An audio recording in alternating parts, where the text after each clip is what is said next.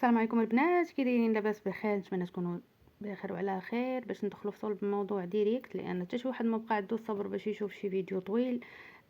ندخلوا في المفيد. عندنا اليوم ان شاء الله الدرس ديال السبوله. بالنسبه للبنات انا حطيت الدرس التطبيقي بالحرير بالعقيق بالعقيق والخيط، لكن بزاف ديال البنات ما عرفوش ليها، وحطيت لكم منشور ديال الخطا اللي حطاته البنت في السبوله وما عرفاتش ليه. تمشيو ترجعوا لذاك المنشور وتشوفوا الخطا اللي دارتو. فاليوم غادي يكون ان شاء الله التصحيح كما قلت لكم بالشرح بالقلم والورقه.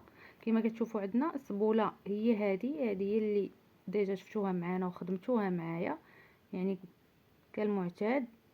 فشنو غادي نديروا؟ انا غادي رسمتها لكم بقلم اسود باش تبان بوحدها، وغادي ندير لكم قلم احمر اللي غادي ندير لكم به الغرز باش تشوفوا مزيان، باش يبانوا لكم الغرز من الرشمه.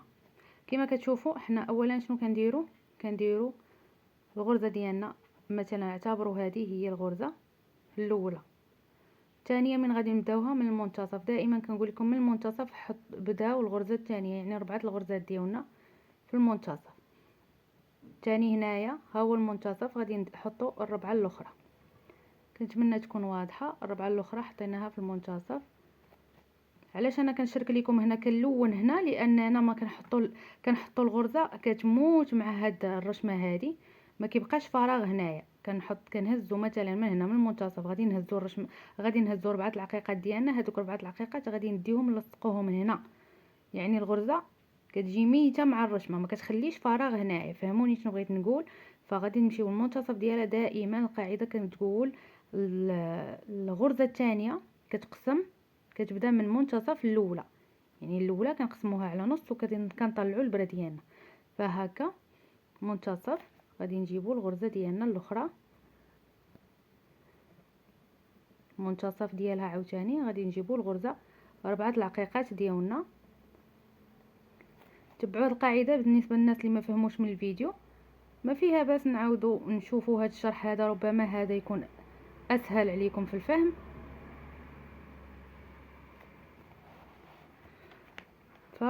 فغنكمل معكم هذه، يعني من المنتصف.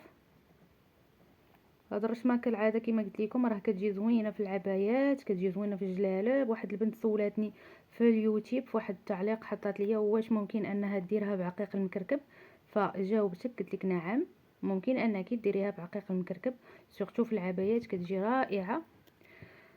فنكملوا نقسموا الغرزه الاولى اللي قبلها على جوج ونطلعوا 4 العقيقات ديالنا. كذلك ومثال هنايا عاوتاني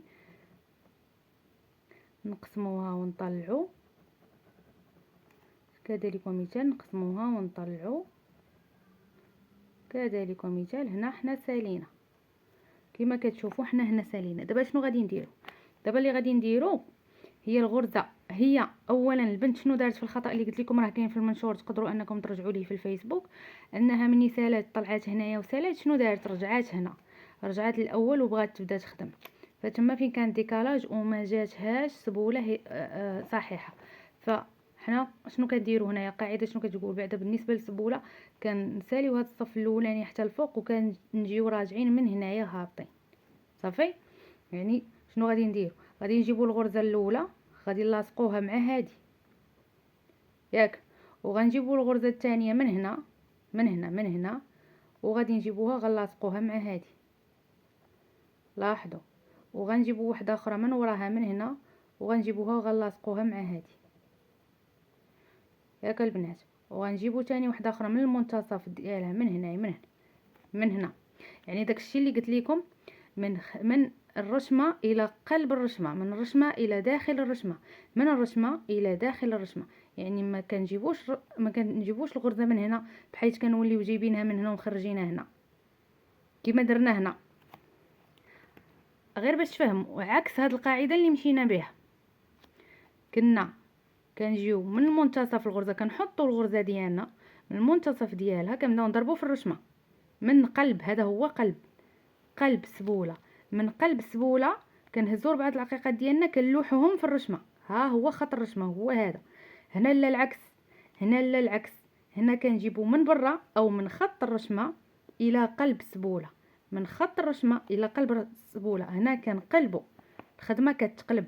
فهمتوا؟ يعني القاعده اللي خدمنا بها هنا كنقلبوها هنا، ماشي هي نفسها كما قلت لكم. غادي نعاودو نجيبو هنا دوك 4 العقيقات ديالنا ياك، وكنجيو هنا في المنتصف ديالها، في المنتصف ديالها كنعاودو نجيبو واحد 4 وحدين اخرين، 4 وحدين اخرين، عاوتاني المنتصف ديالها، في المنتصف ديالها 4، وكنجيبوها نيشان كندقوها بالبرا، يعني النيشان كنطلعوا البرا من هنا كنديروا فيها 4 العقيقات، كتولي عندنا 4 العقيقات. كنحطوا نيشان البرا هنا، يعني حنا الغرض ديالنا نتلاقاو هنا، نتلاقاو مع اي غرزه هنايا نتلاقاو معاه.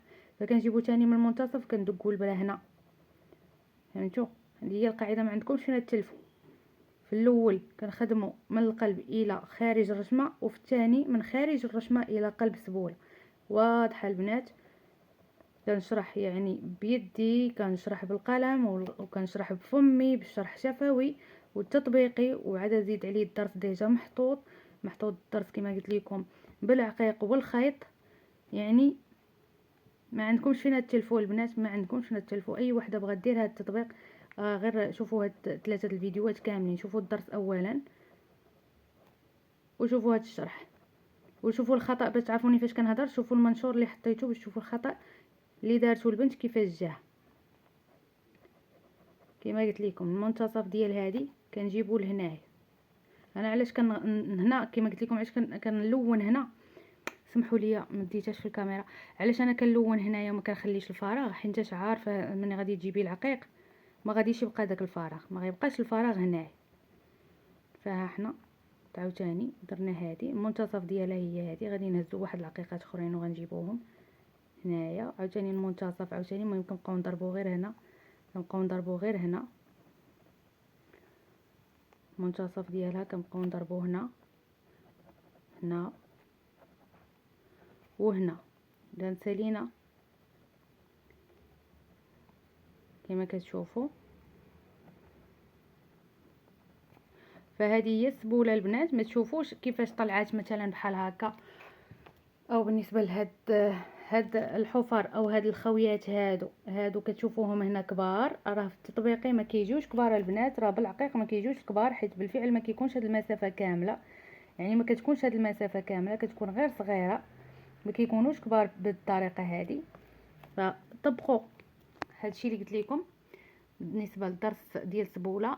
القاعده اللي كتقول ان هاد الخط الاولاني شنو كنديروا، كنخدموا من القلب الى الخارج. اذا غنديروا لكم السهم، غندير لكم السهم بحال هكا من القلب الى الخارج، لكن هنا العكس، من الرشمه الى القلب الى الداخل. صافي. اذا كان هذا هو درس، شنو هو درس سبوله.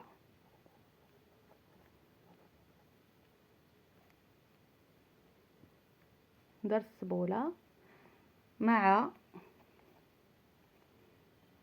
سارة إسراء.